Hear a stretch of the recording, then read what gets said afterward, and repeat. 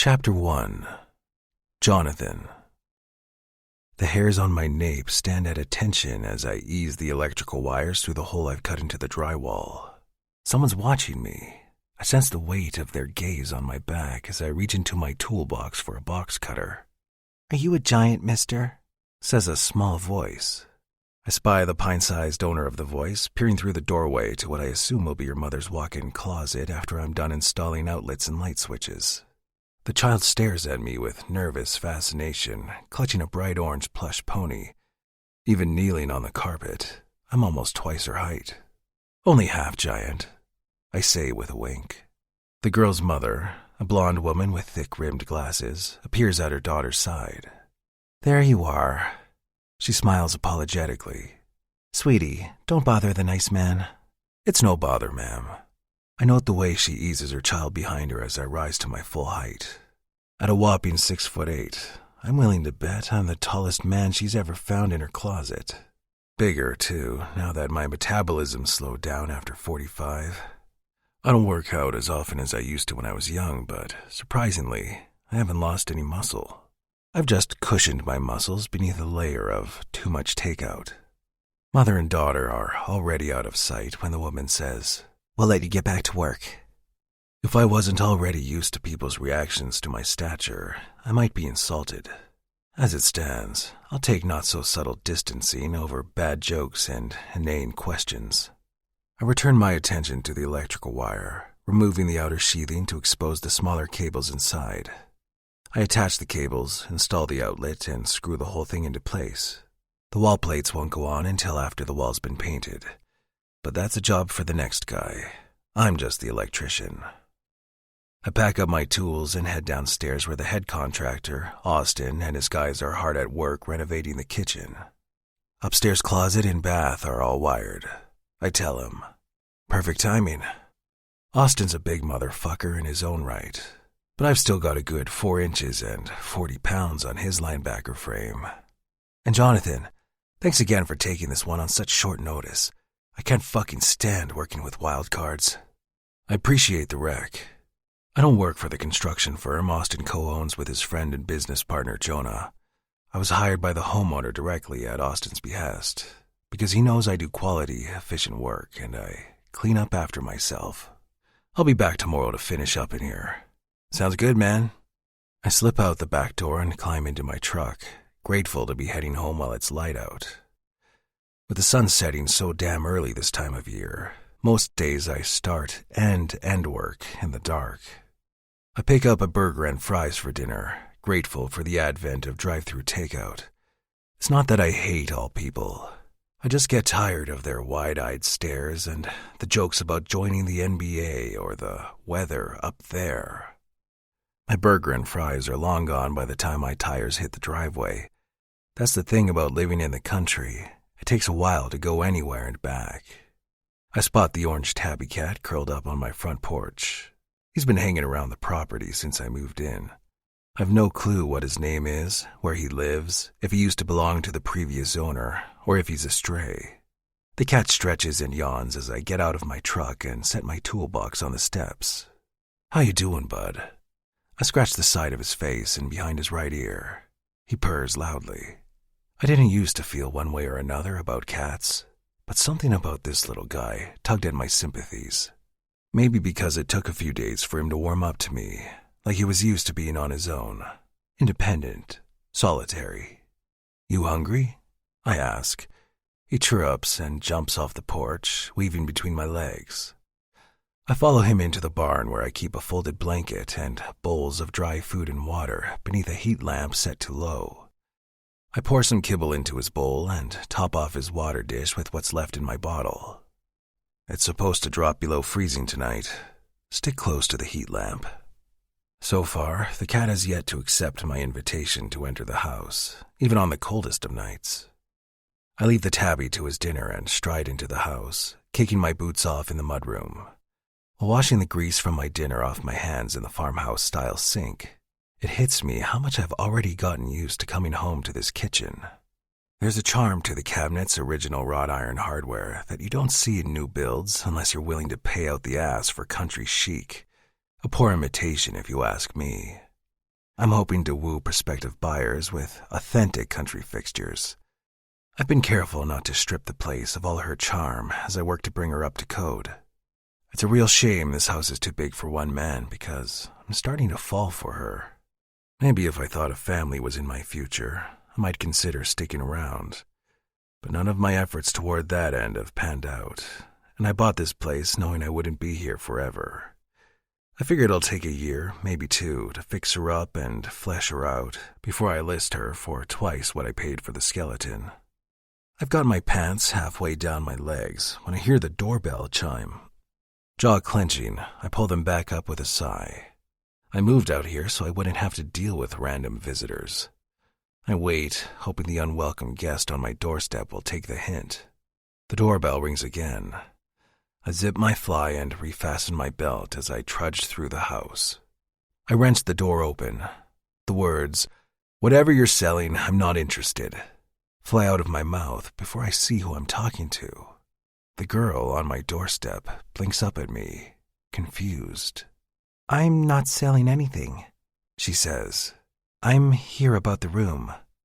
My thoughts scatter like co-eds scramming in the wake of someone shouting cops at a kegger. I can't do anything but breathe and stare at this unexpected visitor.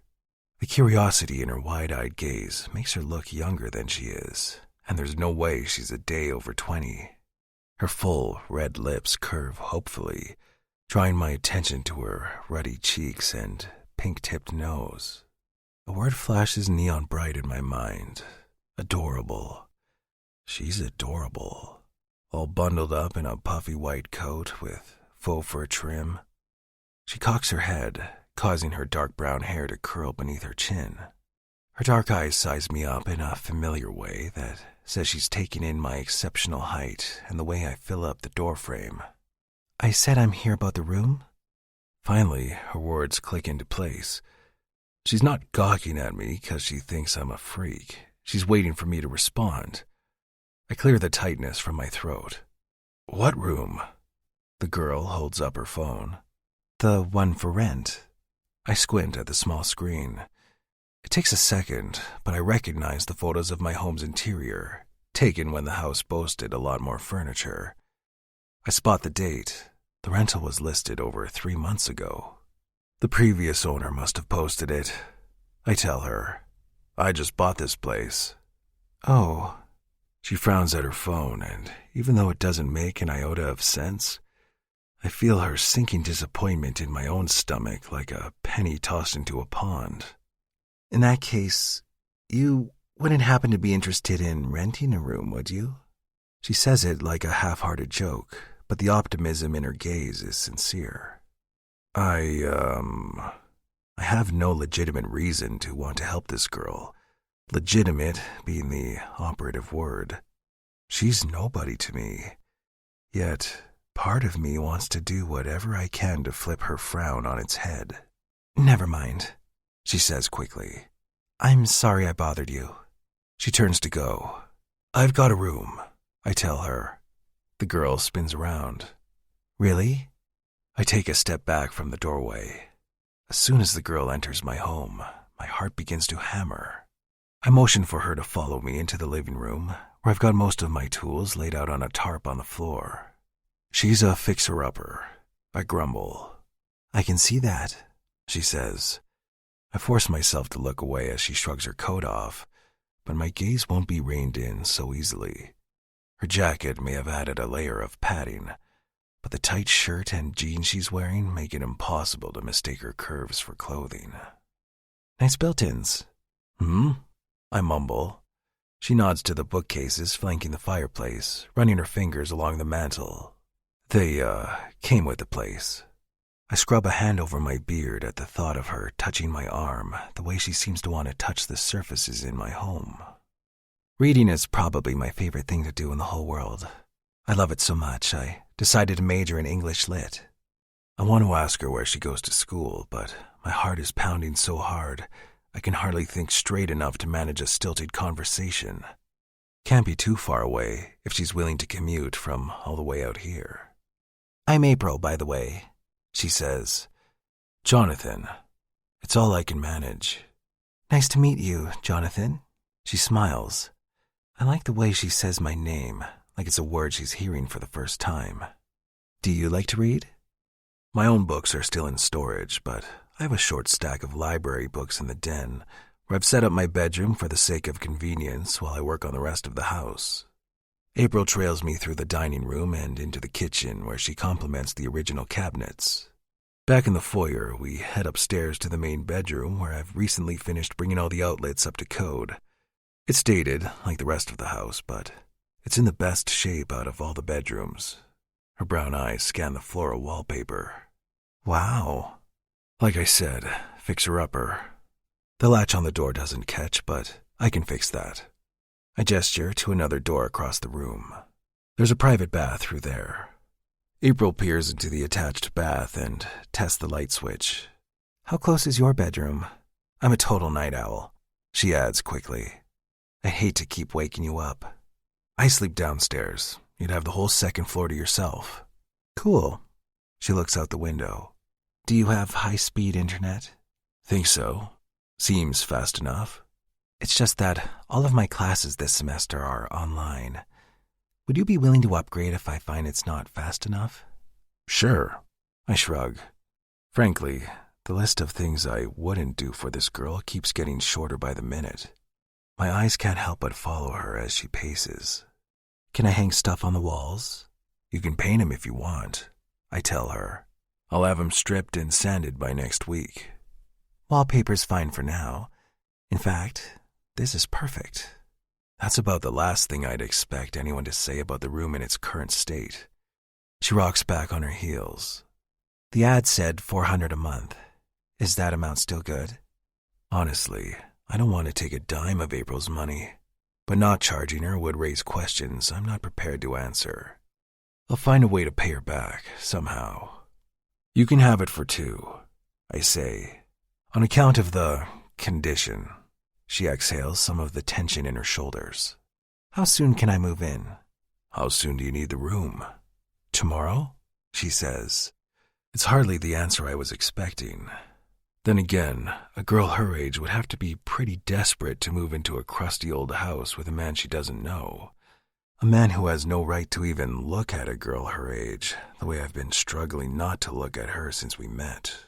All right, I say against my better judgment, but my judgment is no match for the smile she throws my way. I'll be back from work around 7:30 tomorrow. What time do you leave for work in the morning? Around 7. She nods to herself.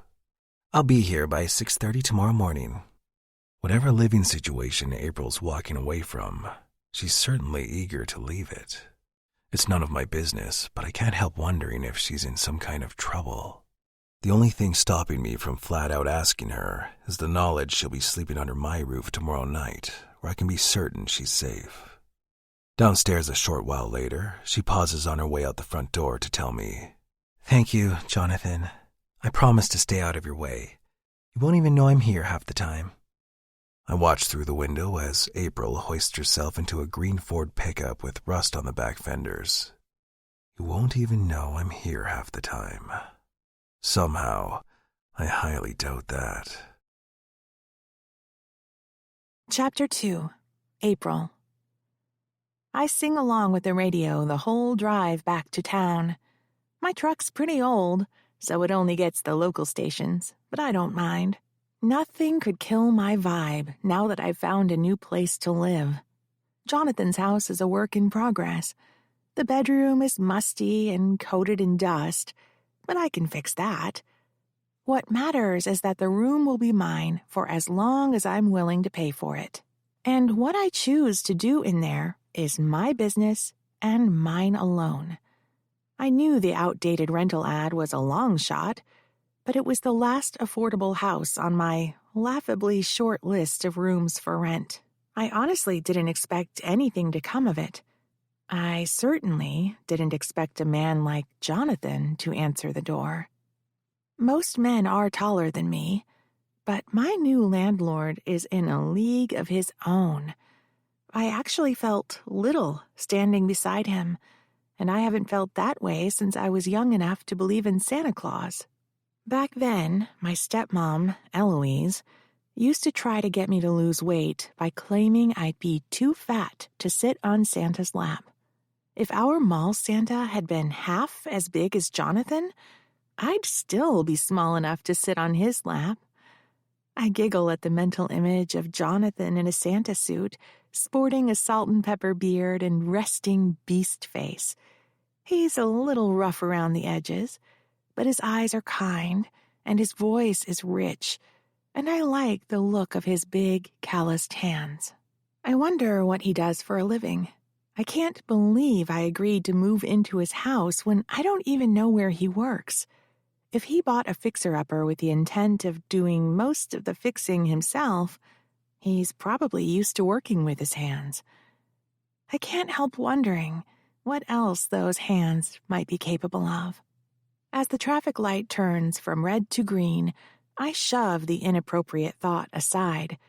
Having lived in my dad's house my whole life, moving in with a stranger will be strange enough, without the distraction of an inconvenient crush. Still, I can't imagine anyone being harder to live with than my stepmom. My relationship with my dad is complicated at best. I know he loves me, but when push comes to shove, he always takes Eloise's side over mine. That's why I have to leave home. Well, technically, I'm leaving because Eloise threw me out when she discovered how I've been paying for school. I back into the driveway next to my dad's sedan and pop the tailgate in preparation for loading up my truck. I don't bother poking my head into the kitchen or my father's study on my way to what's about to become their spare bedroom. Last night I began packing most of my clothes and makeup. All that's left tonight is my work outfits and filming equipment, the ring light, my camera, and the tripod it stands on. Once the electronics are safely bubble-wrapped and sequestered in cardboard boxes, I sit cross-legged on the floor and start in on my lingerie. I don't bother glancing up at the thud of footsteps in the hall. "I'm making chicken and rice for dinner," Eloise says from the doorway. "Since it's your last night in the house, you should join us." I need to finish packing. I'm not interested in making small talk over dry chicken breast with someone who literally referred to my line of work as disgraceful. Eloise's steel gray gaze narrows on the red bra in my hand. She shakes her head disapprovingly. It's her default setting when it comes to me. Disapproval. For not being the perfect stepdaughter she always wanted. Not thin enough, proper enough, or conventionally attractive enough. I know Eloise obsesses over her own weight. She sees it as a way to gain the upper hand over my mom, who died when I was 5 due to complications following gallbladder surgery for Crohn's. I still have some of her things, mostly clothes and jewelry, and a pair of red Mary Janes that are too small for me, but that I refuse to part with. As far as I know, my dad never had a problem with my mom's weight. She was big, like me. Not tall, but round and pillowy. I look a lot like her, which I'm willing to bet is why Eloise tries so hard to make me lose weight. I'm a walking reminder of my father's first wife, the woman he would still be with if she hadn't passed on. After Dad remarried, Eloise took me on as her personal project. I swear, she tried everything short of sticking her own finger down my throat. I've spent most of my life hating my body, jumping from one fad diet to the next. Low fat, low carb, low calorie. I tried them all. Sometimes they'd even work for a while. Eloise was always nicer to me after I lost a few pounds. Likewise, she could be downright vicious when I inevitably put them back on. Last summer, I decided enough was enough. I'd just graduated from high school. Most of my friends were on vacation with their families, which was fine by me, because a quiet social life meant more time for reading in the air-conditioned comfort of my room. I was rereading one of my mom's old Judy Blume paperbacks when I discovered a photograph tucked between the pages. A picture of my mom as a teenager, dressed in skinny jeans and a tank top. She was about my size, maybe 10 pounds heavier, and she was beautiful. I thought, if my mom can be both fat and beautiful, then why can't I? I'd spent the last 13 years trying to make myself smaller, and I was just tired of hating myself and torturing my body. The next time Eloise served me a salad, instead of the pasta she'd prepared for my dad, I went to the kitchen and dished myself up a plate of spaghetti. "I thought we weren't doing carbs this month," she said tersely. I sat back down at the table. "I think I'm done with dieting. I just want to enjoy food." She gaped at me like I'd just admitted to stealing a Prius. "You're giving up on your health, just like that." "I'll eat the salad, too." "Why even bother?" She pursed her lips, accentuating the fine wrinkles around her mouth. For someone so preoccupied with health, you'd think she'd know better than to spend all afternoon baking under the sun until her cheeks resembled dried apricots. "You might as well replace the lettuce with potato chips for all the good it'll do you." "I don't think that's how nutrition works, honey," my dad said with a chuckle. I smiled around a mouthful of pasta, thankful for his effort to lighten the mood.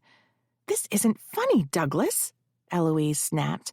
"April, I'm sorry you no longer see yourself as a worthy investment." "What's that supposed to mean?" I asked. "It means your father won't be paying your tuition this semester," she said. "If you won't invest in yourself, then you shouldn't expect others to invest in you either. Not until you're ready to take your future seriously." My dad looked just as confused as I felt, but he didn't speak out against it. "Eloise," I said, "the fall semester starts in 2 months." She shrugged. "I guess you better start saving." "That's not nearly enough time to save up." I'd been working part-time as a barista since my junior year of high school, so I did have some savings, but not nearly enough to afford a semester at Vanderbilt. It was too late to apply for scholarships, and my dad's income alone put me far above the threshold to qualify for federal aid. "How about this?" Eloise clasped her slim, crepe-papery hands. "If you can lose 10 pounds by September, your father will pay for the fall semester. It'll be a good incentive for you." Slack-jawed and disbelieving, I looked to my dad to inject some sense into the situation. "Dad, are you hearing this?" My father chewed his food slowly, shifting uncomfortably in his seat. His track record for standing up to my stepmom wasn't great, but I couldn't imagine he'd let her cut me off without talking to him first. "It's never a bad idea to think about your health, sweetheart," he said. 10 pounds isn't so hard. What is it, a few less cookies a week?" Eloise ate a bite of her salad, but there was no hiding her triumphant smile. I'd pushed back, and she called my bluff. And what's worse, she'd pressured my dad into backing her up. The ultimatum was simple: lose weight or we're cutting you off. My dad wasn't going to fight her on it, because fighting her would mean taking my side against hers. Maybe I could have lost the weight if I'd committed myself to the task. I'd lost and regained the same 10 pounds a dozen times before.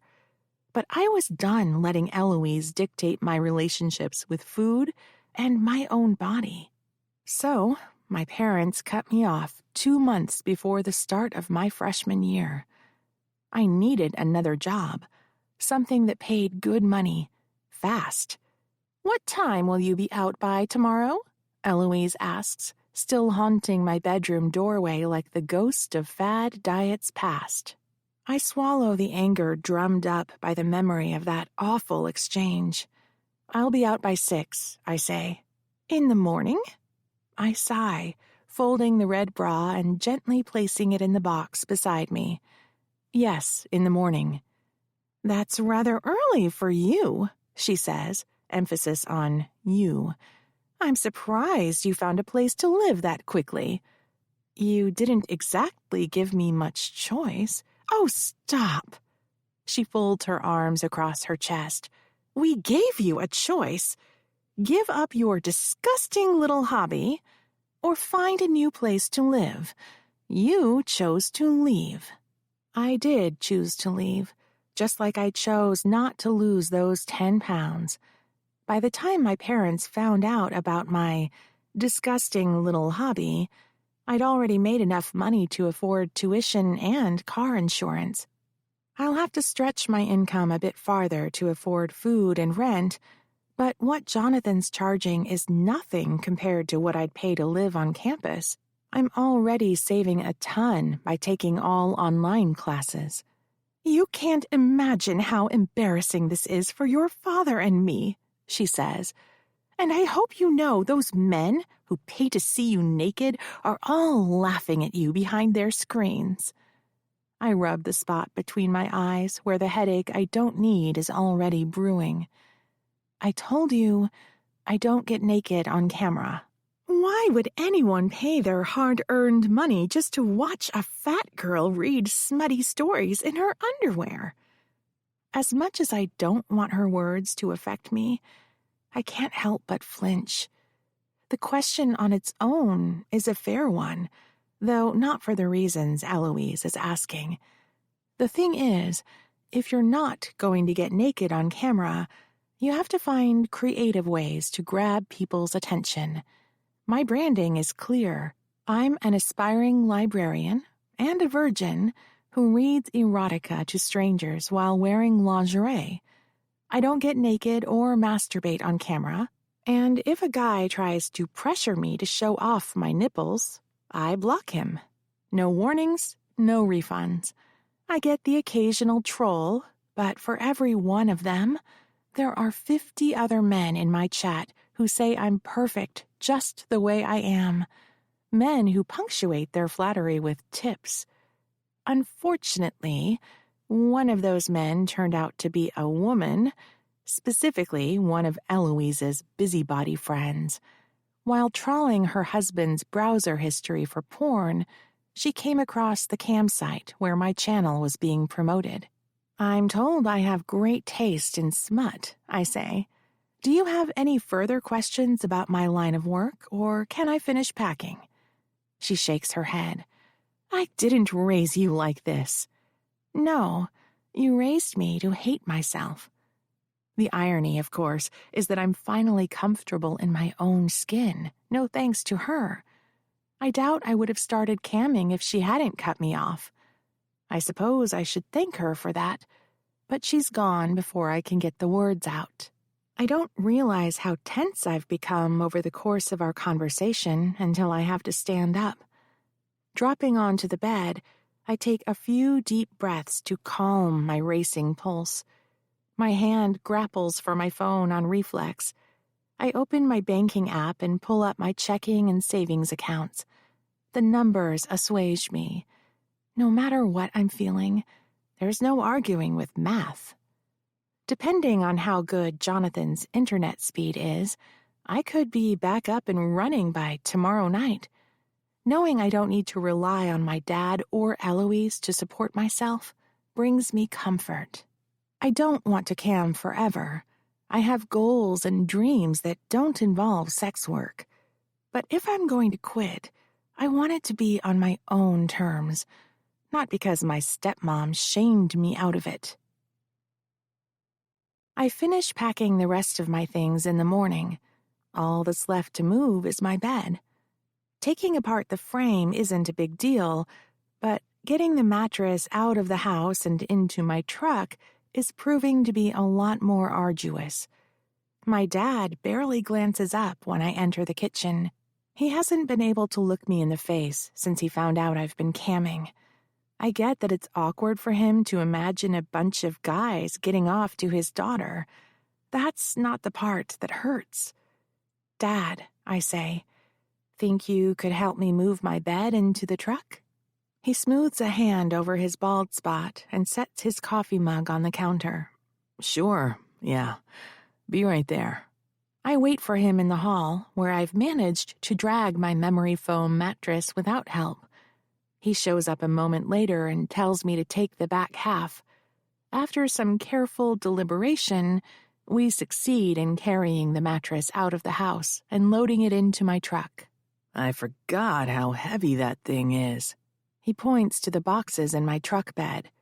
This all your stuff? Most of it, I say. Doesn't look like much now that it's not spread out all over your bedroom. I find it hard to laugh at his joke in the cold light of day. I'll have to come back for a few things I left in the closet. Please don't let Eloise get rid of anything before I look at it. She wouldn't do that, he says, waving off my concern. Right. I close the tailgate and withdraw my keys from my coat pocket. Dad, do you want me to leave? He tucks his hands in his pockets and sighs. Of course not, sweetheart. Then tell Eloise you want me to stay. April, it's complicated. He sighs. This whole internet thing, it upsets her. It upsets me. I know. That's why I didn't tell you. Look, if you needed money, you should have come to me. We could have worked something out quietly. We shouldn't have to work it out quietly, Dad. Why do you always take her side? I don't always take her side. You're doing it right now. I can tell he's shutting down, getting defensive. There's no point in trying to push him if he won't be moved. I've got to go. Give us a call once you're settled, he says. Sure, Dad. I climb into my truck, knowing full well that I won't be calling either of them for a while. Chapter 3. Jonathan. I stare down the traffic light, willing it to flash green. I shouldn't be this impatient to get back to my new housemate, but however hard I try to forget the distinctly feminine scent she left in my home, I can't steer my thoughts away. I see the shape of her superimposed onto everything, the way bright light burns spots across her field of vision. When I crawled into bed last night, God help me, her tight shirt and rolling curves were still at the forefront of my mind. I managed to keep my hands off my dick, but after a while, instinct took over.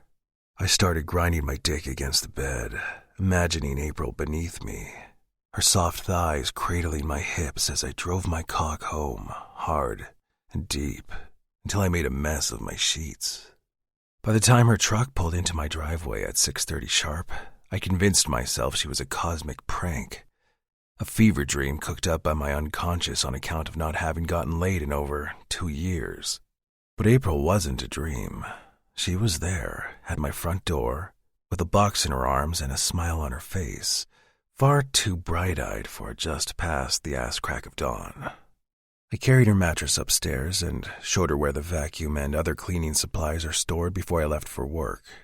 All day, I've been picturing her alone in my house, dusting and vacuuming her new bedroom, carrying boxes up and down the stairs, working up a gorgeous sheen. The light turns green and I hit the gas. I tell myself my mouth is only watering because I can smell the hot pizza on the seat beside me, but my body's not convinced. The closer I get to April, the faster my heart beats. Seeing her truck parked in my driveway brings me far more satisfaction than it has any right to. I park in front of the barn and pop inside to toss some kibble into the cat's dish.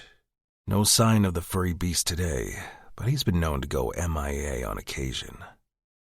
The air inside the house feels charged with anticipation. I leave my boots and tools in the mudroom and bring the pizza to the kitchen. Besides the clean glass in the strainer, there's no sign of April's presence. Hey! I cough to clear my throat, not used to having to yell in my own house. Hey, I brought dinner if you were hungry. Silence. I scrub my beard and sigh. Maybe she's in class or on the phone with a friend, Or a guy. The thought of some greasy philosophy major reciting his overplayed shtick in her ear sharpens my hackles into spikes. Practically speaking, I've got no claim to April. I'm just her landlord. It's not my place to be jealous of other men in her life, just like it's not my responsibility to feed her. But part of me likes the idea of going out into the world every day and bringing home sustenance. It's a primal feeling, like returning from the hunt. Only instead of a wildebeest, I ventured into the wilds and brought back pepperoni with extra cheese. I'm aware of how pathetic that sounds as I comb my fingers through my graying hair. A luscious young thing like April would never be interested in a roughneck like me. I've been an old dog for so long, I've forgotten how to be a predator. If she's Little Red Riding Hood skipping through the forest in a short skirt, I'm the hulking wolf in her grandmother's nightgown, salivating over her thighs from the next room. What I wouldn't give for a taste of what's between them. I've got to get a fucking grip on myself. Any other night, I'd crack open a cold one and eat the whole pizza without her. But I want to at least try and set the precedent that I'm not just the old guy she lives with. I'm the old guy who cares about whether she goes to bed hungry. What's mine is hers, even if she isn't. I'll go check on her, let her know there's food, and be done with it. I march upstairs and knock twice on her bedroom door. It swings open, thanks to the broken latch. I hear water running in the attached bath, which explains why she didn't hear my first announcement. I spot the orange tabby I've been feeding, sprawled out on the bed like he owns the place. "Make yourself at home, why don't you?" I mumble. He yawns at me. A splash of purple above April's bed grabs my attention. She's hung a tapestry on the wall and brought in a chair and a small bedside table with drawers. The wood floors look cleaner than they've ever been, and while the purple curtains she put up are a few inches too long, they take attention away from the dated floral wallpaper. My gaze snags on the tripod and light setup next to April's bed. What the hell? I moved into the room to get a closer look at the expensive-looking Nikon camera. From this angle, it's clear that the purple tapestry has been hung as a backdrop for whatever's happening on the bed. I follow the cord that runs from the camera to the laptop on the table. The website header on the screen reads, "Dreamcams Live," followed by the greeting, "Welcome, untouched librarian." Why does April have an account on a cam site? The shower cuts off with a metallic screech. My pulse kicks into fifth gear. I can't let April find me in her bedroom. I backtrack to the door and quietly pull it shut behind me. The top step creaks as I lower my weight onto it. I curse under my breath. April's door winds open. "Jonathan?" she says. I freeze, heart hammering. "Did you want to speak to me?" I pivot just enough to place her in my peripheral vision. She's wrapped herself in a towel. I try not to think about what she may or may not be wearing underneath. There's pizza downstairs." I don't wait for her to respond before I continue making my way back to the kitchen. I'm on my second slice of pizza when April saunters in wearing pajamas with cartoon eggs on them, holding the cat in her arms. "You didn't tell me you have a cat." "I don't." "Oh." She looks down at the tabby. "I probably shouldn't have let him in then. Oops." "It's fine. I've been trying to get him to come inside for weeks." "Does he have a name?" "Probably." I don't mean to be brusque with her. On top of almost getting caught snooping in her room and discovering her camera setup, I'm not used to talking this much after work hours. "We should give him one." She sets him down on one of the kitchen chairs and pets his back. "How about Mango?" The tabby lifts his back end in the air as she scratches the base of his tail. He is very orange. I think he likes it. She sits across from me at the table and teases a slice of pizza from the box. "Thanks for sharing your pizza. I've been so busy cleaning that I forgot to eat." "Don't mention it." "Next time, I'll treat you to ham and pineapple." She laughs out loud at the face I make, and the sound makes my rib cage feel tight around my heart. "What? It's the perfect combination of sweet and salty." I squint at her. "Get out." She grins once she realizes I'm not serious. "I'll win you over to the dark side one day." She has no idea how far she's already won me over. Where'd you live before you bought this place? A rental in Lincoln Park, I tell her. After a short pause, I tack on, You? I lived with my dad and my stepmom in West Hills. Why'd you move out? It was time for me to find my own space. Her tight smile makes it clear there's more to the story than she cares to discuss. If I had to guess, the amateur film studio upstairs probably had something to do with her decision to leave home. The neckline of her shirt dips as she reaches for another slice of pizza, confirming my cock suspicions that she isn't wearing a bra. She catches me staring and frowns. What? My throat closes. I shrug. Nothing. I like to eat. Her firm gaze challenges me to comment further. Does she think I have an opinion about her taking another slice? Who doesn't? I reach for my next slice, grateful she hasn't yet realized what a pervert her new housemate is. At the same time, I can't stand the thought of her feeling self-conscious about her appetite. April isn't gorgeous in spite of her curves. She's gorgeous. End of story. Whoever fed her the lie that she's anything less than perfect had better pray the two of us never cross paths. You'd be surprised, she says. By the way, when you have a sec, I'd like to get the latch on my door fixed. I'll fix it tonight. I finish eating and push up from the table to go get my toolbox. Jonathan? April looks up at me from beneath thick, dark lashes. Thanks again for letting me move in. I nod and force my feet to carry me away from her sweet smile.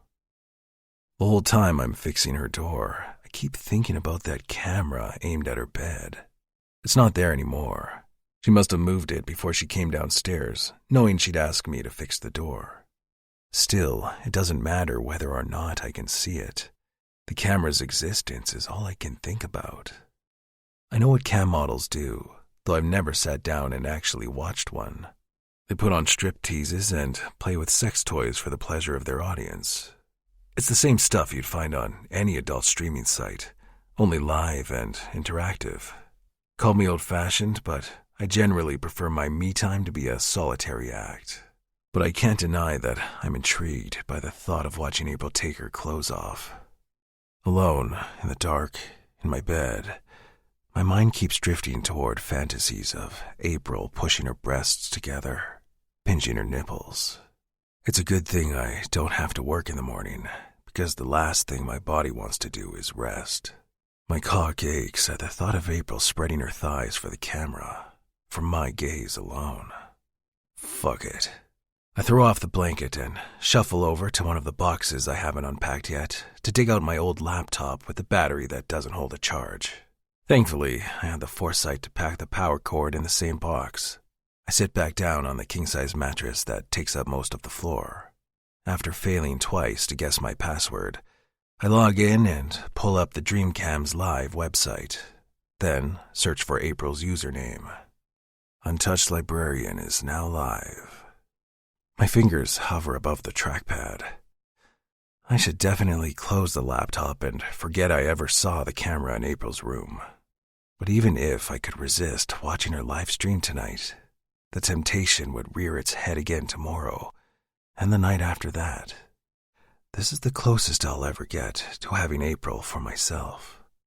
I have to look. I'm not sure what I was expecting. That's not entirely true. I was expecting a lot more skin, not a curvy cutie dressed in a pink button-down sweater, reading aloud from a tablet. He crouched so I could swing my leg across his back. April reads. Holding tight to Rex's fur, I watched the familiar woods fly past as we bounded off into the darkness. Back to my home, back to my brothers, back to my pack. She lowers the tablet and smiles seductively at the camera. Shifter erotica isn't my usual go-to, she says, but I really like that story. Thanks for suggesting it, Big Ben. Who the hell is Big Ben? I wonder. Then I understand she must be talking to one of the guys in her chat. Sure enough, he responds. Big Ben's 60. The nodding was really hot. April bites her bottom lip. Yeah, I really enjoyed that part too.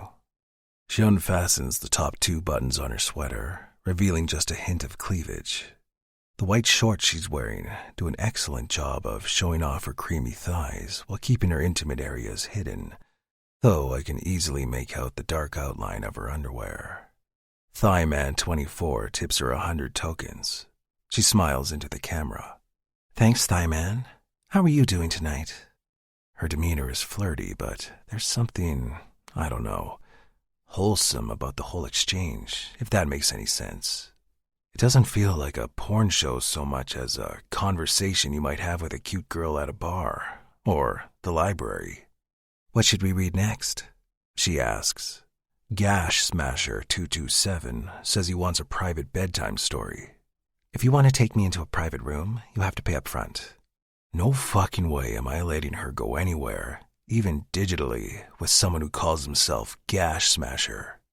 My fingers sail over the keyboard as I scramble to make an account and purchase tokens, praying none of the jack-offs in her chat beat me into a private session with her.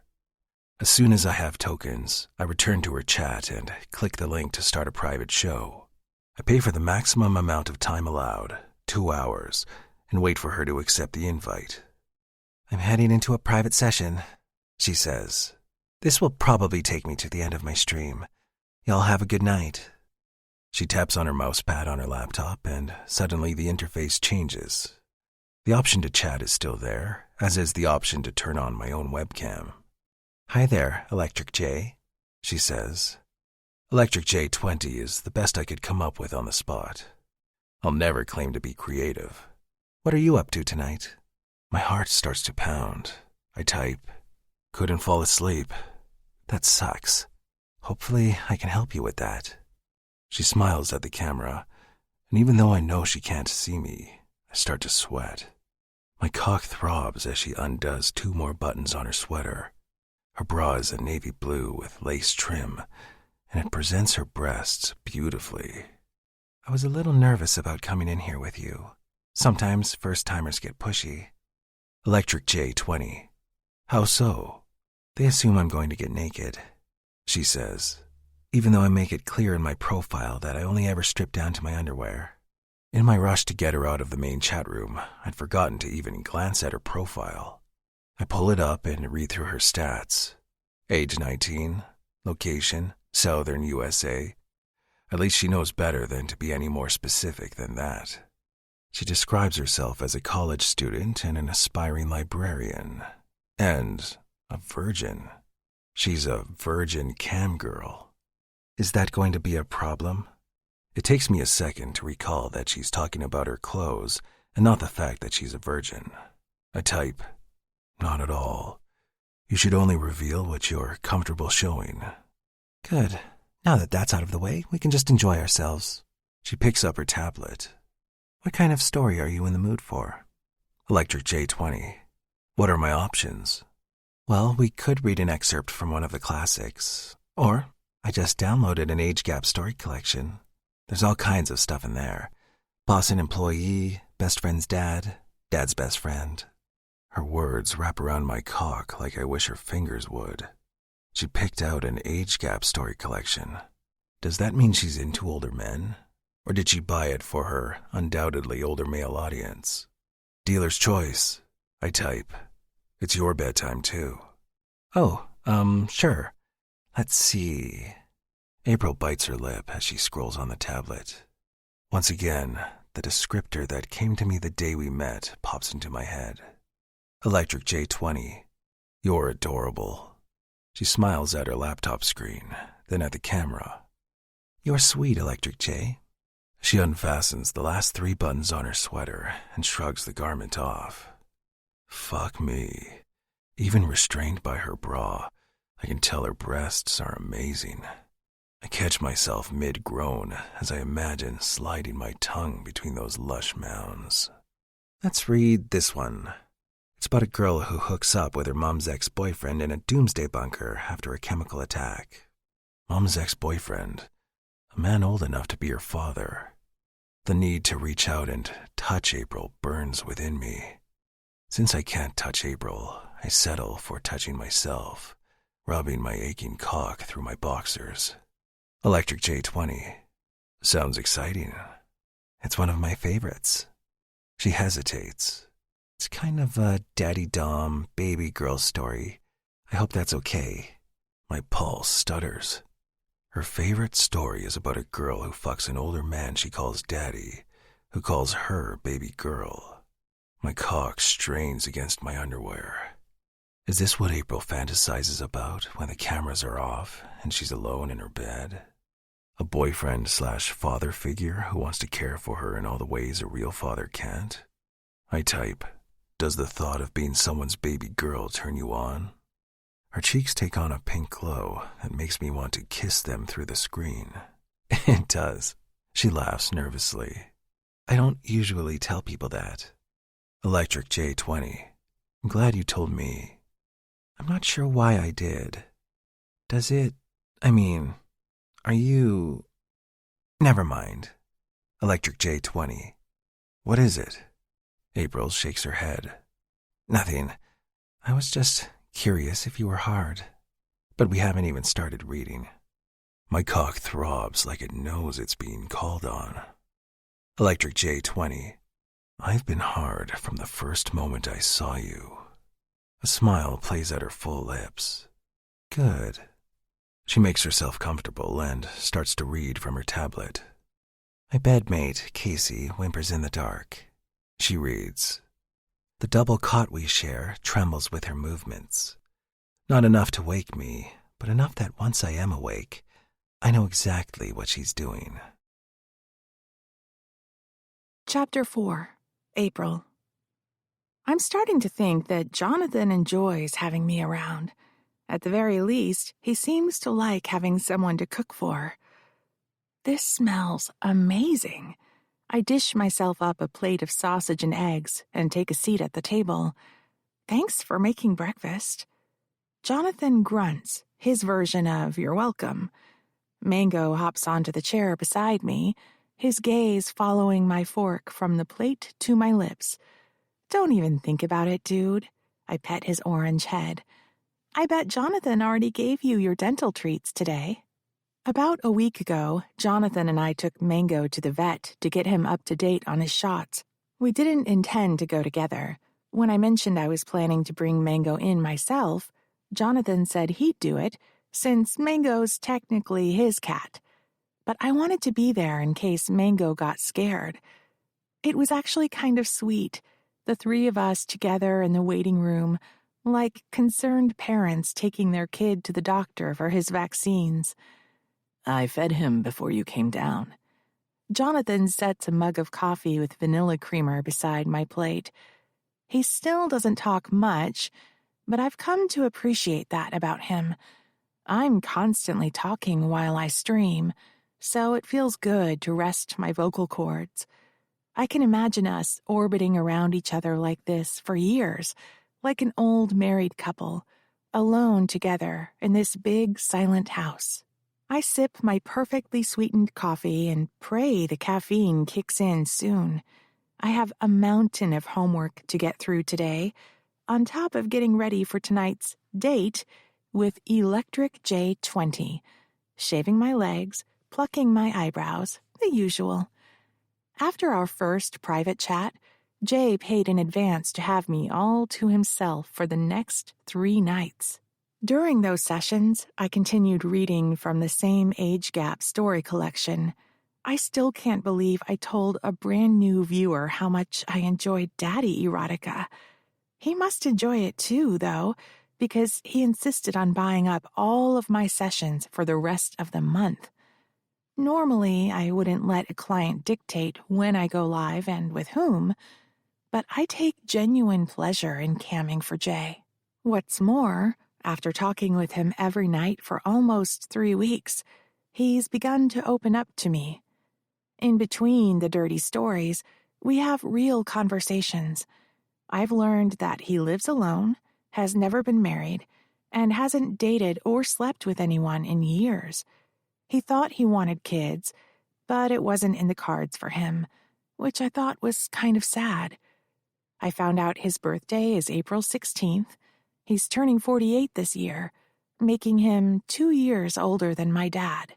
That last bit of information would probably turn some girls off, but I must be wired differently because it does the opposite. The thought of an older, experienced man like Jay teaching me how to please him makes me want to do things for him I swore I'd never do on camera, like show off my breasts or touch myself. "I put air in your tires," Jonathan says. I shake myself out of the fantasy I've slipped into. I've been doing that a lot these days. "What tires?" His brow crimps above the rim of his coffee mug. "Your truck. The back tires looked low, so I put air in them." "Oh, thanks." I smile appreciatively. If I had $1 for every time I've thanked Jonathan since I moved into his house, I wouldn't need to cam for a living. He seems to like doing nice things for me just because. I'll admit, I like him a lot more than I should. I watch him hammer nails and lift heavy things and imagine how it would feel to be held by him, cradled against his chest and belly, where nothing and no one could ever hurt me. But as much as I like Jonathan, acting on my attraction toward him feels too much like cheating on Jay. Not that Jay and I are together. Practically speaking, he's no different from any other viewer. Yet, emotionally, he's somehow become more to me than just lines of text. I can't explain it, but I feel like I know him.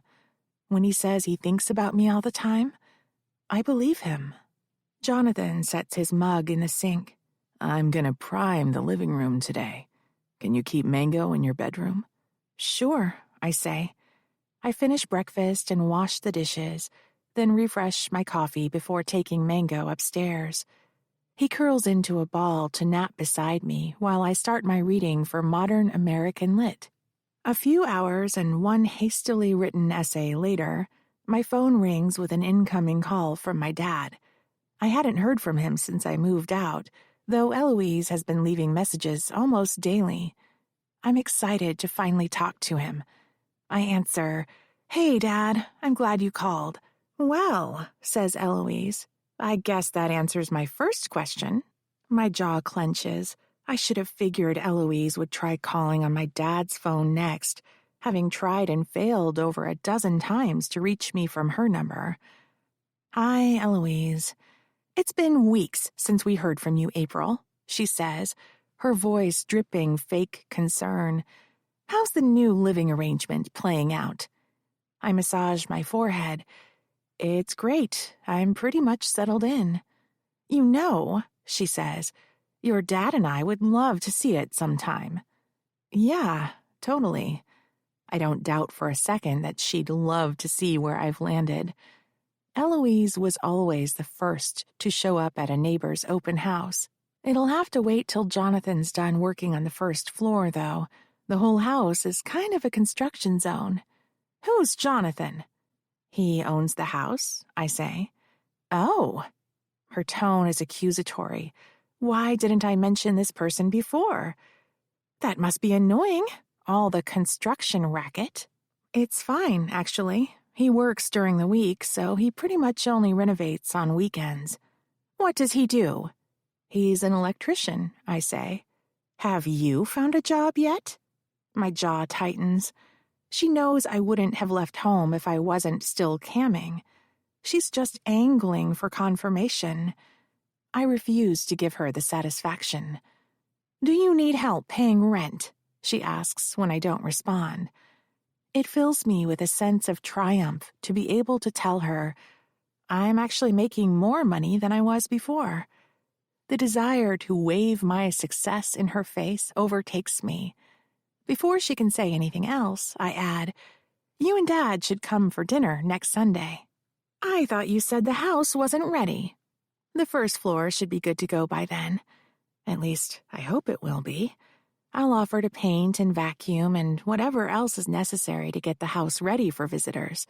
I'll cook a big, delicious dinner and serve red wine, even if I can't drink it myself. I'm determined to show Eloise that I can land on my feet, no matter how hard she tries to throw me. But first, I have to tell Jonathan we're expecting guests.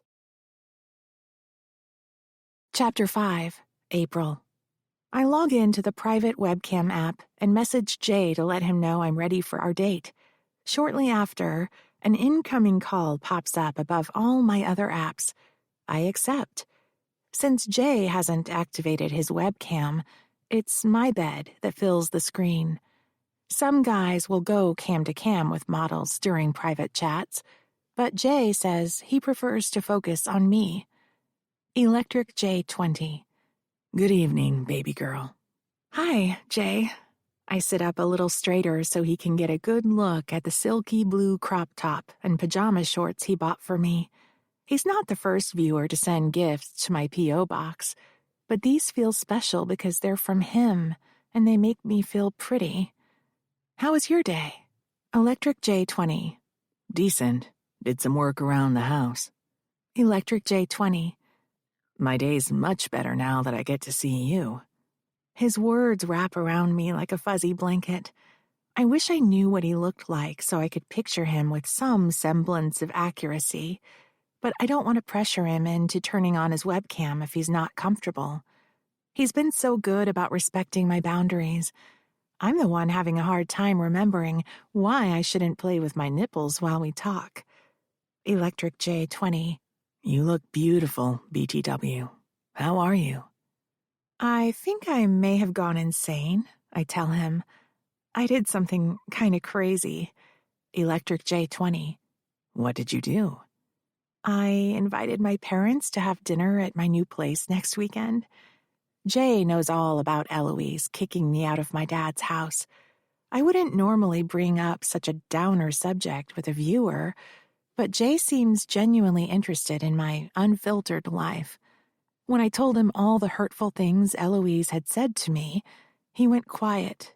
As time ticked by, I thought maybe he'd gotten bored with the conversation, which hurt because I'd just shared something really personal and traumatic. He returned soon after and apologized for going MIA. He said he needed to step away because my story had made him furious, and he didn't want me to bear the brunt of his rage. For the first time in a long time, I feel like I have someone in my corner, even if he's thousands of miles away. Electric J20. Are you sure you want to sit down to dinner with your stepmom? Electric J20. I don't like the way she talks to you. If I want to spend time with my dad, I have to see her too, I sigh. It helps to know that Jay feels protective of me. I bet I'd feel better about sitting down to dinner with Eloise if he could be there with me. You know, I got so excited when I thought my dad was calling this morning, but it was just Eloise using his phone. Electric J20. He still hasn't called. I shake my head. Nope. A moment passes. Electric J20. His loss. Electric J20. Any father would be lucky to have you in his life. Electric J20. I know I would. I have no idea whether my dad feels lucky to have me. I think he wishes I was more laid back, like him, less prone to pushing back when slighted. The thing is, Eloise doesn't just push. She picks and pokes and prods until you snap. And then she points and cries, "How dare you bite me?" But I'm done talking about my parents. Eloise doesn't deserve to eat into my time with Jay. I finger the hem on my crop top, inching it higher on my belly. You want to be my dad, Jay? I ask in a soft, girlish voice. You want to brush my hair and cut the crusts off my sandwiches and read me to sleep? Electric J20. I want to do all that, baby girl. Electric J20. And so much more. My lower body tightens. I already feel like wriggling, and we haven't even started reading yet. I pick up my e-reader. I bought a new short story collection today. Electric J20. What's the theme of this one? More age gap daddy stuff. It's by the same author of the other collection. I tap to pull up the table of contents. We could read this student professor one. He propositions her to be his little girl for a better grade. Electric J20. Sure, if it interests you. I squint. He's been letting me pick pretty much all the stories we've read so far. Does it interest you? I ask. Electric J20. Anything that makes your pussy wet interests me. My inner muscles throb so hard I have to shut my eyes. Electric J20. That, whatever has you making that face, I want more of it. I have to chuckle. You're making me make this face with your dirty talk, saying you like my pussy wet. Are you hard right now? Electric J20. Always when I'm looking at you. I catch my lip between my teeth. I love being the reason Jay's cock is hard. I love the thought of making him come. He says his orgasms haven't been this explosive since he was my age. I get so horny imagining him coming all over his chest and stomach. I can't picture the real him, but he once described himself as a big guy with a beard and a belly. I know I shouldn't, but sometimes I picture Jonathan in Jay's place while we talk. It makes for awkward breakfasts the next morning, but it feels so good in the moment. Are you touching yourself? I ask. Electric J20. Not yet. Still enjoying the view. Electric J20. Do you want me to stroke my cock? Yes, please. I start to read. The sexy story, plus the mental image of Jay as Jonathan with his hand around his fat cock, has my skin feeling hypersensitive to the point that gliding my own fingers down my thigh elicits a gasp.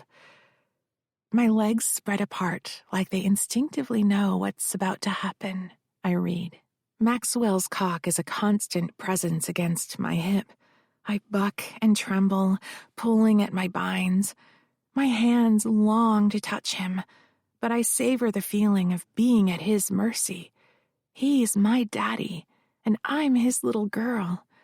He can do whatever he wants to me. The ache between my legs pulls at my focus until I can no longer concentrate on the story. I need my inner thigh, painfully close to the source of my torment and my pleasure. Electric J20. Poor baby. I bet your pussy's crying for daddy. Electric J20. If I was there, I'd take such good care of you. I've fantasized about the things Jay and I would do together every night since the first cam session, the games we would play. What would you do? I ask in a voice that's slightly higher pitched than my own. Electric J20. I'd sit you on my lap and kiss your lips until they're tender and swollen. I touch my lips. Then what? Electric J20. I'd grab 2 good handfuls of those gorgeous breasts of yours and tease your nipples through your top. I grope my breasts reflexively, my nipples already stiff against my palms. The silken crop top makes every point of contact feel twice as sensitive, twice as pleasurable. Then what? I ask again. Electric J20. I would ask my baby girl where she wants daddy to touch her.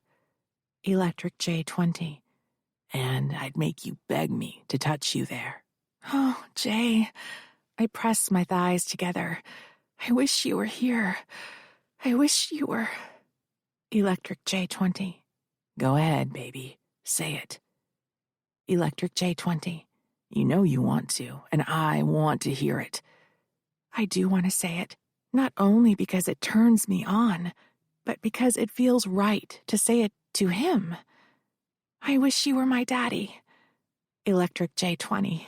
Good girl. Heat and longing sweep through me like fire. I don't know how long I've been waiting to hear or see those words directed at me. But now that I have, It's like something inside me can finally lie down and rest. I've been good. I am good. Say it again, Daddy. Please. Electric J20. Your daddy's good girl, baby. My whole body flushes. I desperately need some form of contact against my clit, even if it isn't direct pressure. I wedge my hand between my legs, pressing the side of my palm to my mound. It's not enough to sate me, but it's enough to make me whimper. Electric J20. Are your panties wet? Yes, I whisper. Electric J20. Let Daddy see. I hesitate. I promised myself I wouldn't get naked on camera because I didn't want those images being used against me later. I want to believe Jay wouldn't do that, but this is still the internet. Jay seems to understand my reluctance. Electric J20. You don't have to take them off. Just show Daddy the wet spot. I reorient myself on the bed and spread my legs, sliding the crotch portion of my shorts aside to show him my dampened panties. Electric J20. Every inch of you is fucking beautiful, baby girl. Electric J20. Touch yourself for Daddy. Electric J20. I don't care how you do it, if you need to keep your face or your pussy out of focus. Electric J20. I want to see you come. And I want to come, but more importantly, I want Daddy to see me come. I grab a pillow from my neck and then shift onto my stomach, making sure I can still see my laptop and the chat box. My face, upper body, and the curve of my hips are all visible on the screen, but everything below that is out of the frame. Wedging my arm between my body and the bed, I push aside my shorts and my underwear. I gasp as my most sensitive parts are exposed to the air, then moan as my fingers reach my clit. Electric J20. How does it feel, baby? It feels so good, Daddy. So wet and sensitive. I stroke my clit like I do when I'm alone in bed with no cameras on, thinking about Jay. Or Jonathan. Again, I keep picturing Jonathan on the other side of the screen, fisting his cock, calling me his baby. I try to imagine someone else in his place, but it doesn't work. So instead of fighting with myself, I picture two men. Jonathan with his big, veiny monster cock in front of me, and the faceless, mysterious Jay behind me, whispering in my ear. Electric J20. Daddy needs you so bad, baby. Electric J20. I'll die if I don't get inside you.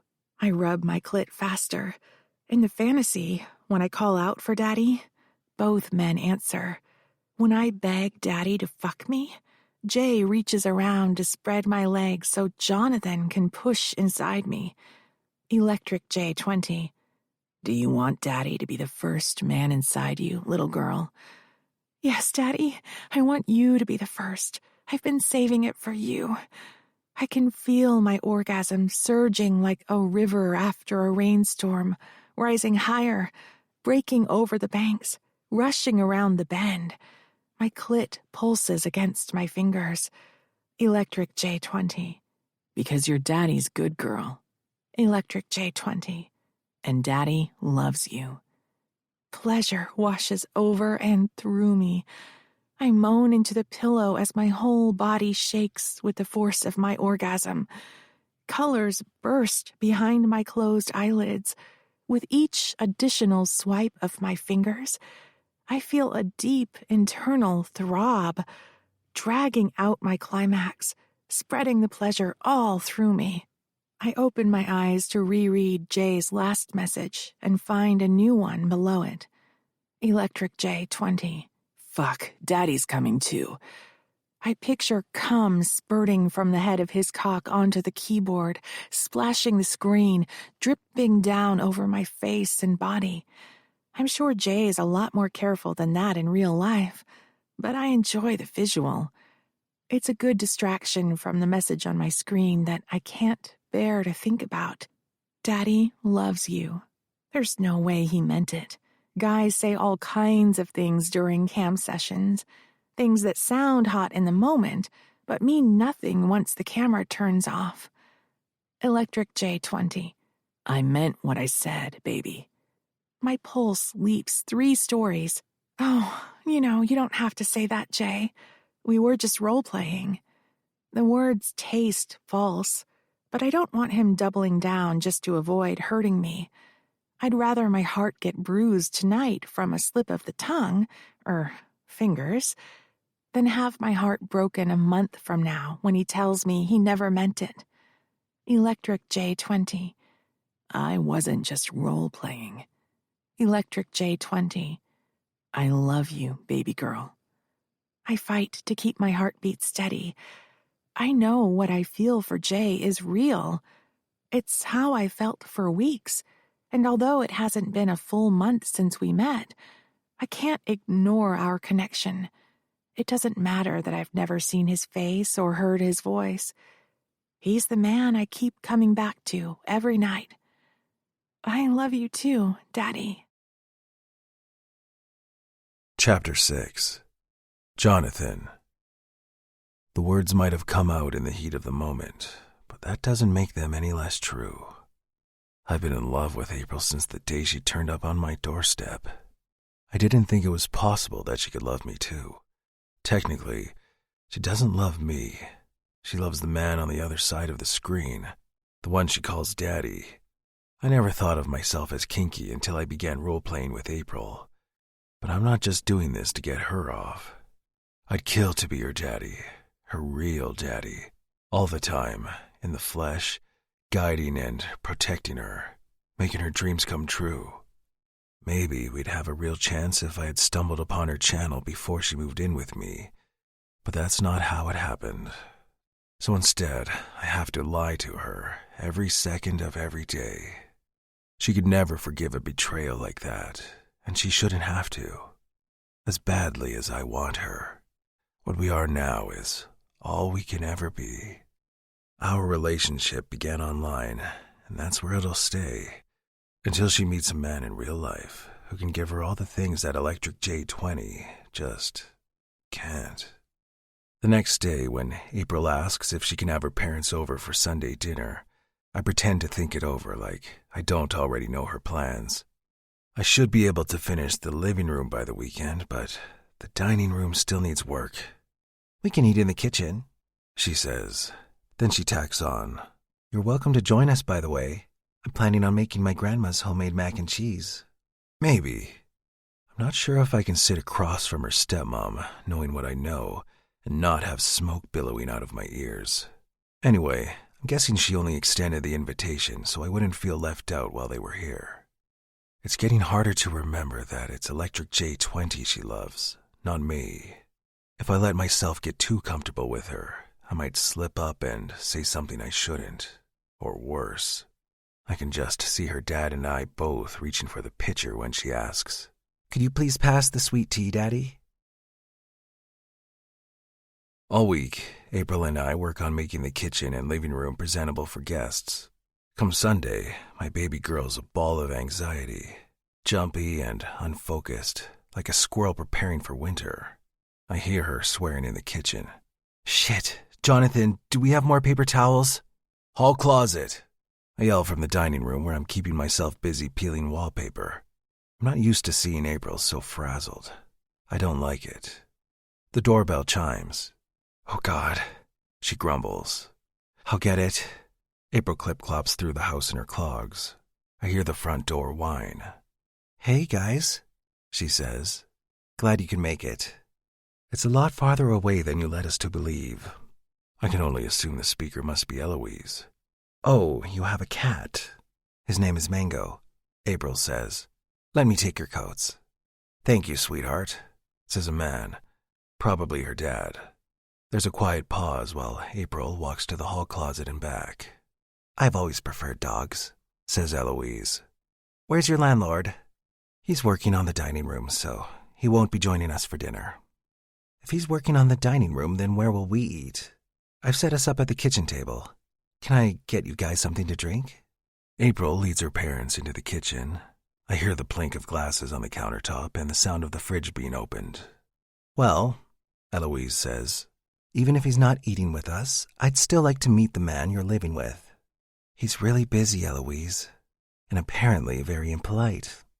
I bristle. I could give two shits about whether Eloise thinks I'm rude, but I don't appreciate the way she places the burden of my hypothetical rudeness on April, like it's her fault I'm not immediately rushing out to greet her guests. I'll see if he can take a quick break. A moment later, April pokes her head into the dining room. Hey, I know you're busy, but my parents want to meet you. I pull off my work gloves and shadow her into the kitchen, where Eloise is currently studying the decor like she's giving it a report card. Her parents do a double take as I approach them. Dad, Eloise, this is Jonathan. April clasps her hands. Jonathan, these are my parents, Douglas and Eloise.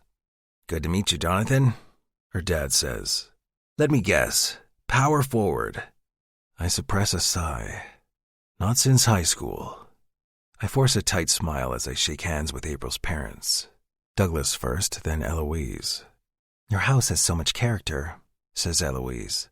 I presume everything is up to code. My God, she's exactly how April described her. Mac and cheese should be ready, April interjects. Jonathan, are you sure you don't want to join us? I scan her face for a sign that she'd prefer me to sit this one out and come up empty. Frankly, now that I've met her parents, I can't imagine leaving April alone with these people. I could eat, I say.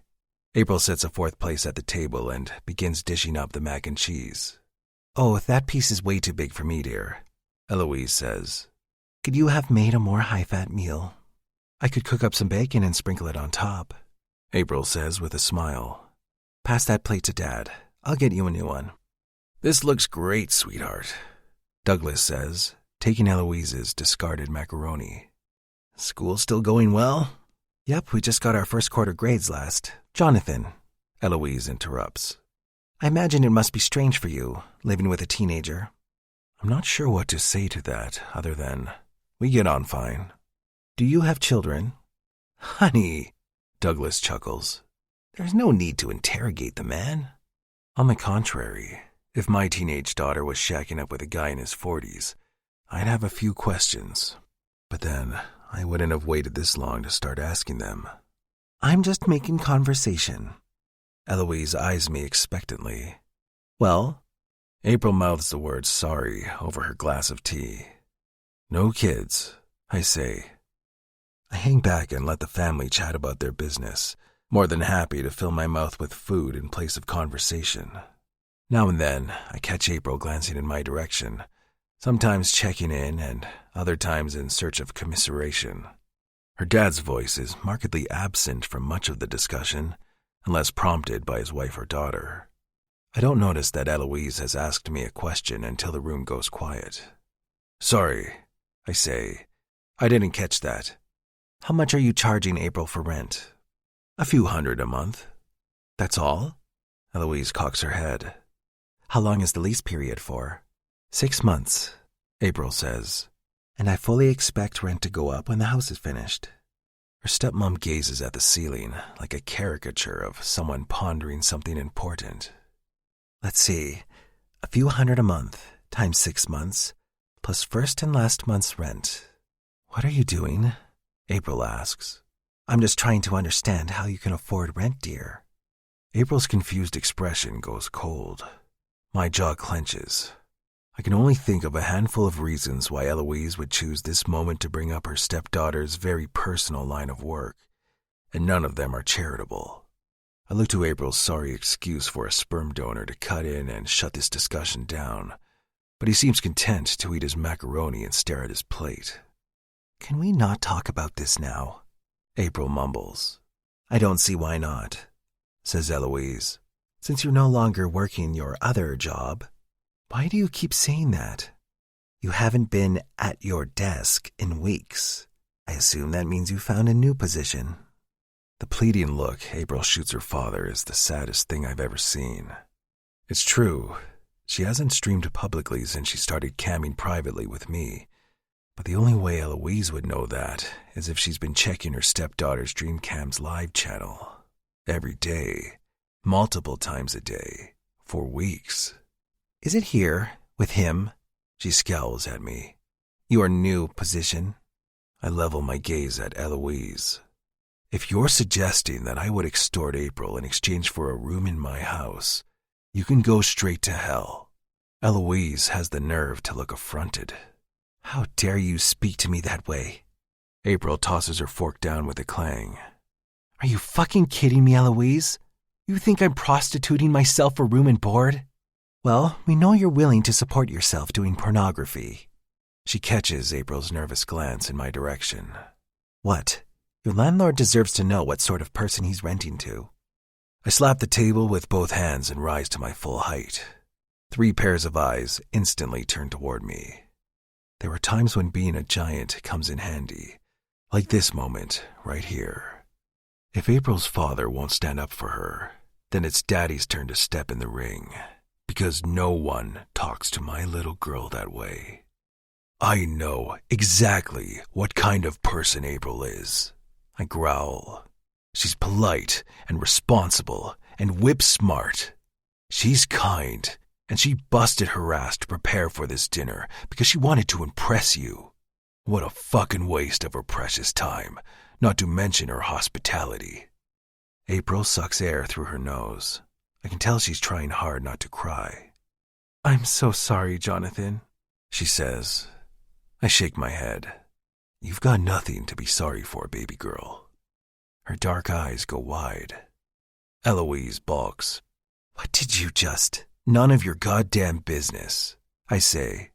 Just like April's channel is none of your business.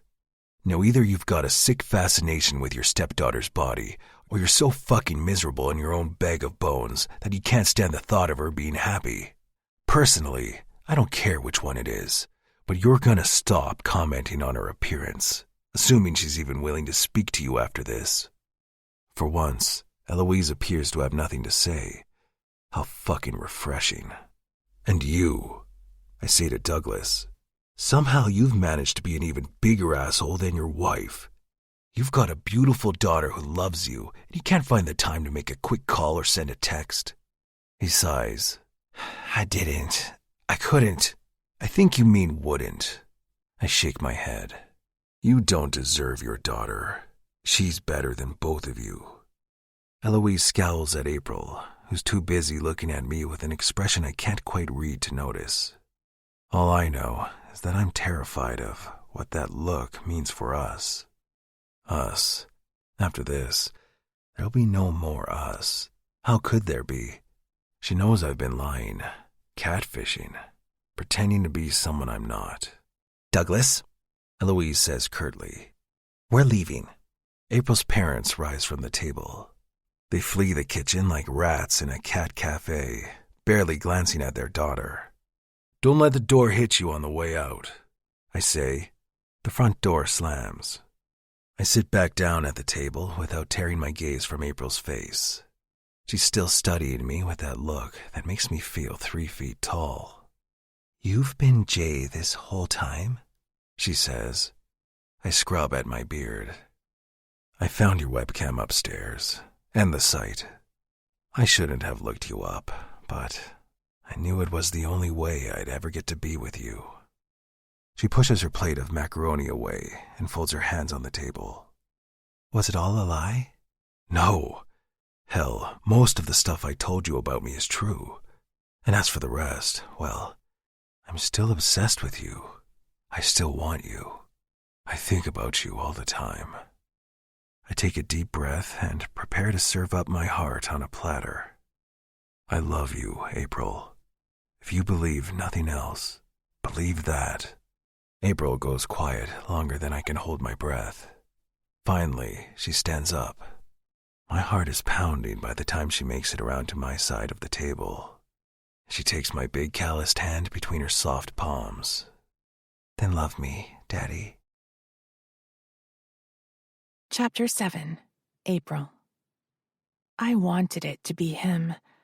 This whole time, I wanted it to be Jonathan watching me, and somehow a part of me always knew. I should feel outraged and disgusted that he would invade my privacy the way Eloise did. But I just can't be any of those things toward him. I've liked Jonathan since day one, and I've been falling for him since he appeared to me as Electric J20. He may have lied about some things, but I believe J was 100% Jonathan. And if Jonathan is J, and J is Daddy, that means Jonathan is Daddy too. He stares at our joined hands like he can't believe I'm real. "How do you not hate me right now?" he asks, incredulous. I could never hate you. I can't promise I won't be upset later, after I've had time to process everything that just happened. But right now, I just want to be close to you. He opens his arms to me.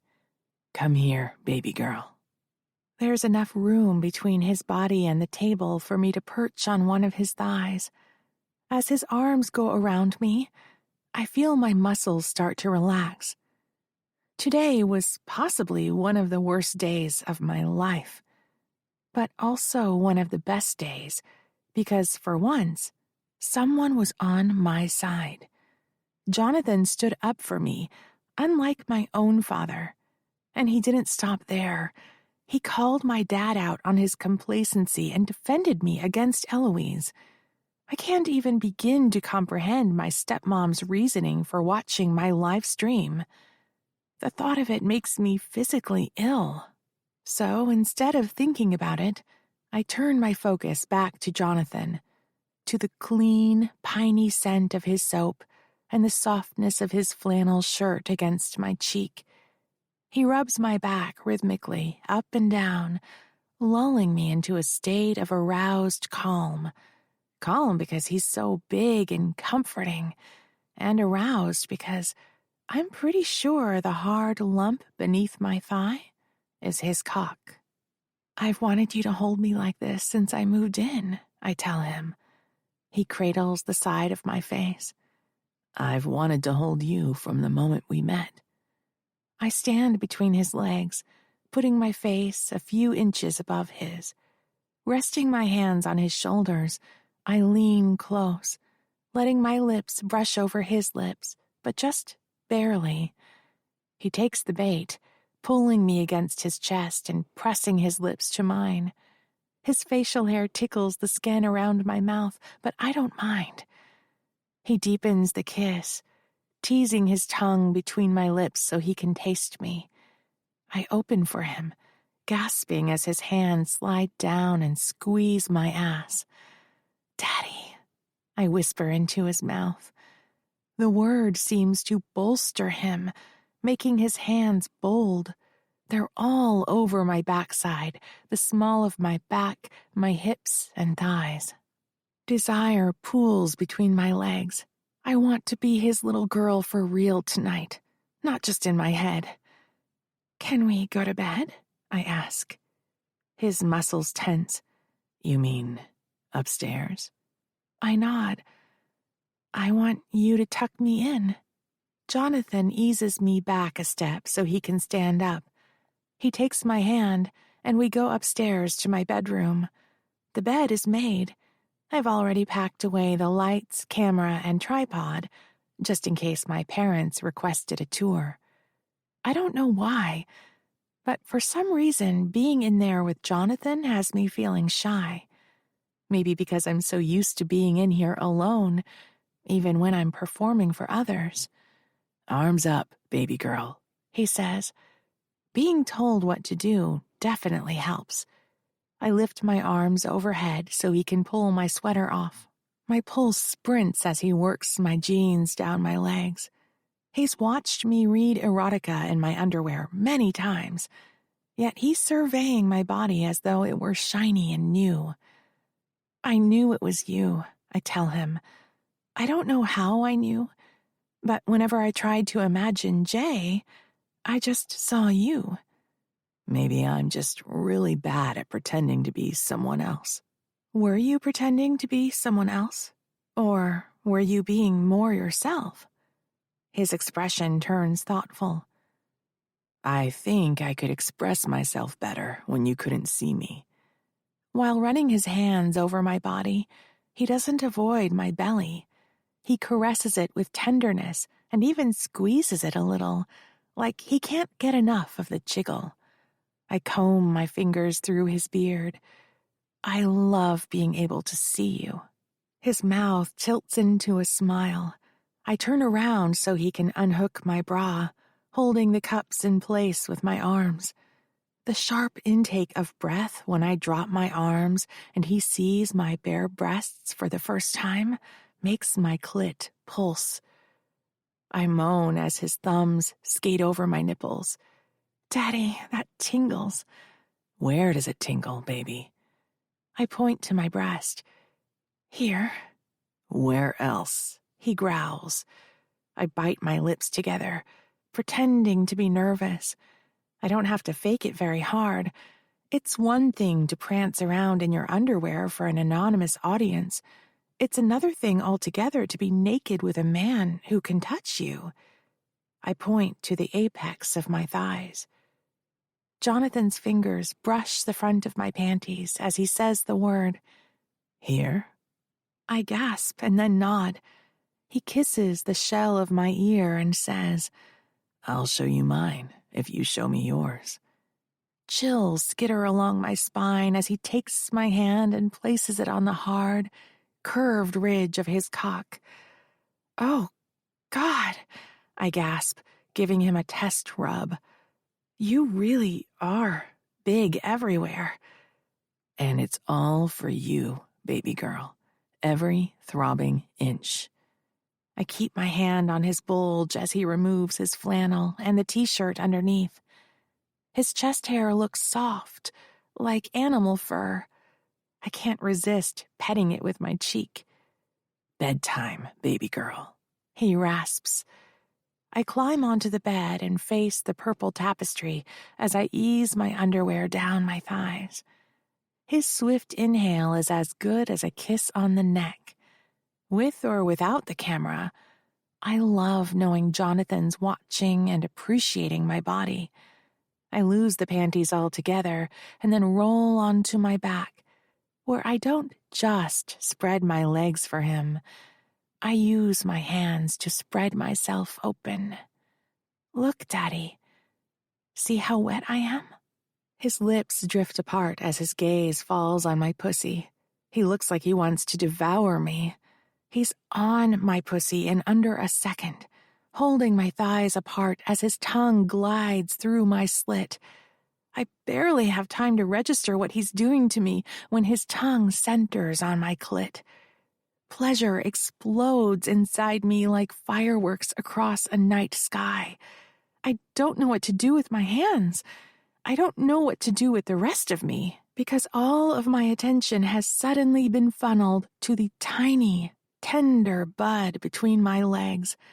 I've never come so fast in my life, but he keeps on licking, tasting, sucking, until my eyes are practically rolling up into my head. Finally, he comes up for air. I no longer have bones or muscles.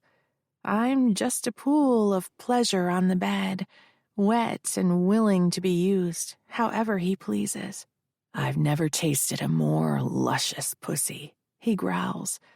I bet you feel just as sweet on the inside. All I can do is watch as he reaches for his belt buckle, unfastens his pants. He stands before me completely naked, and my mouth literally waters at the sight of his dick, long and thick and veiny and just plain big. I can't wait to get my hands on it. I reconstitute myself enough to sit on the edge of the bed. Can I please touch it? I ask, fluttering my eyelashes. There's a glimmer of agony in his gaze, but he swallows it down, replacing it with love. You can touch it all you want, baby girl. I wrap my hand around the shaft, noting how warm his skin feels. I stroke languidly. His hands fist at his sides as I lean forward to kiss the head and lick it gently, leaving a string of saliva as I pull away.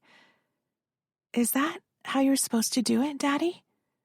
Jonathan's gaze hardens as he stares down at me.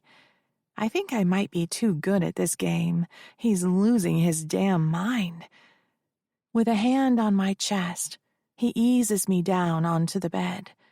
Cocksucking lesson later, little girl. I fucking need your pussy. My pulse races as the bed dips from his weight. I don't have to pretend this part is new and a little scary. No amount of erotic literature can prepare you for the reality of a giant taking position between your thighs. I feel his cockhead at my opening, poised and ready to take my virginity. I'll go as slow as I can, he says through clenched teeth. I cry out as his cock enters my pussy, challenging my body to rearrange itself to make room for him. What I feel isn't so much a tearing sensation.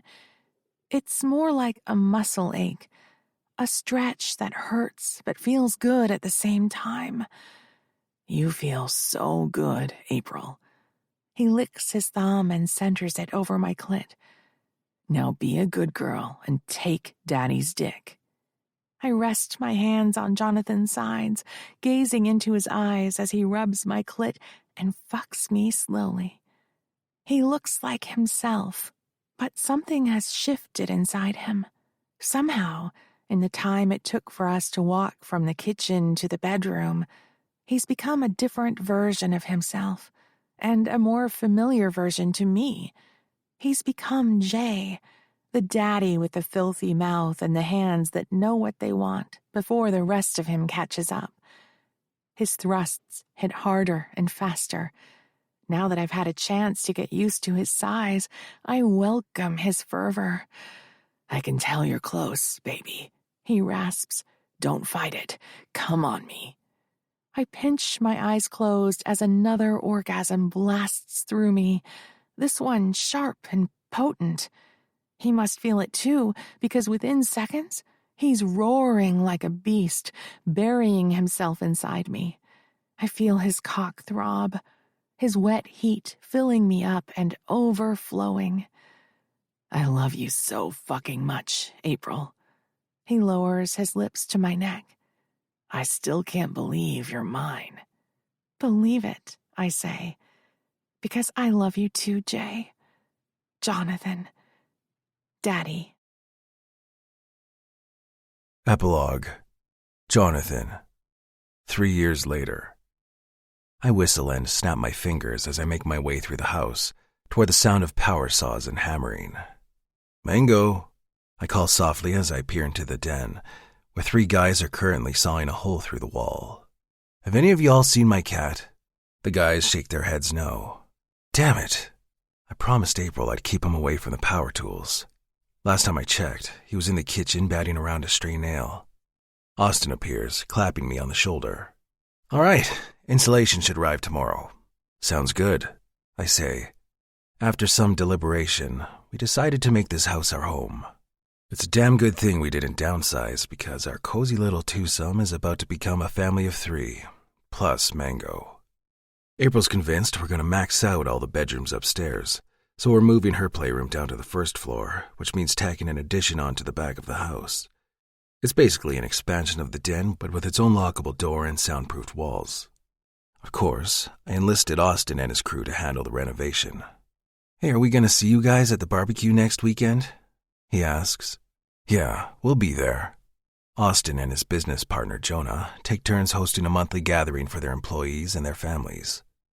I never used to go to those things, but since April and I got married, I've been trying to broaden our social circle.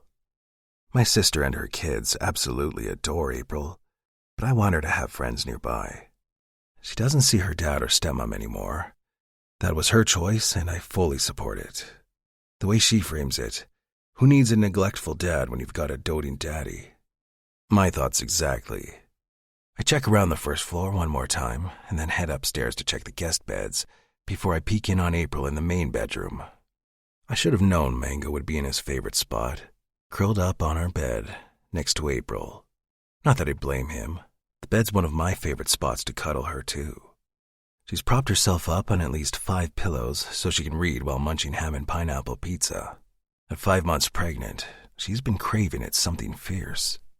I'm always happy to run out and get it for her, as long as I don't have to eat it. April catches me watching her from the doorway. It's such a common occurrence that all she does is shake her head and smile. I would have thought she'd get sick of me watching her all the time, the same way she decided she was done with camming after we officially became a couple. Fortunately for me, she still loves it. So much that we plan to install a private network that connects our bedroom computer to a computer in the new playroom. That way, if we want to take a trip down memory lane, she can be in the playroom putting on a show for Daddy while I watch from the bedroom. "Hey, Daddy," she says, lips curving. "See something you like?" I swear, my wife is sexier and more desirable right here, with pizza in one hand and a book in the other, than she ever was in lingerie. "You know I do, baby girl, and it's definitely not the pizza." She giggles. I take a seat at the end of the bed, guiding her foot into my lap. She hums with pleasure as I massage her arch. "That feels amazing," she says. April's been on her feet a lot this week, now that she's got a part-time gig as a librarian's assistant. She'll be starting grad school in the fall, working toward her master's in library science. But the hours she puts in at the public library will look great on her resume when the time comes to apply for a full-time librarian position. "Did you get a nap with all the noise?" She shakes her head. "It's okay, though. I'll sleep better tonight." I know that April is equal parts nervous and excited about the pregnancy, given that she was so young when her mom passed, and the only maternal figure in her life beyond that point was a fucking asshole. I do what I can every day to assure her that she's gonna be a great mom. As for me, I couldn't be more ready to become a dad. God knows I've had loads of practice with my nieces and nephews. "You sure you don't want Daddy to tire you out now?" I glide my fingers up the inside of her thigh, beneath the hem of her skirt. She wets her lips and spreads her legs a little wider. "How, Daddy?" She moans softly as I reach her pussy, and I find she's not wearing panties. I suck air through my teeth and brush my fingertip over her clit. "By making you come so hard, you pass out." She opens her eyes. I could get behind that. I close the bedroom door and lock it. By the time I return, she's already on all fours with her skirt above her hips. Kneeling behind her, I unzip my pants and pull my cock out, gliding it through her slickness. I push forward, slipping the head inside. April gasps. "It's too big, Daddy." It's not too big. The baby inside her can attest to that. Even though the game we're playing depends on her pretending she's afraid of my dick, she can't resist pushing back to accept another inch. "Too late now, baby girl." I grip her hips firmly. Daddy needs this pussy. I drive deeper. She presses her face into one of the pillows to smother a moan that could rival any power tool.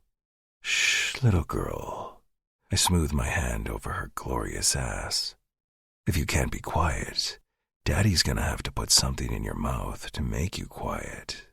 She eyes me over her shoulder. "Is that a promise?" This concludes Daddy Bod by Margot Scott. Narrated by E.M. Wild and Lou Banks. Copyright 2022 by Margot Scott. This unabridged audiobook is published by arrangement with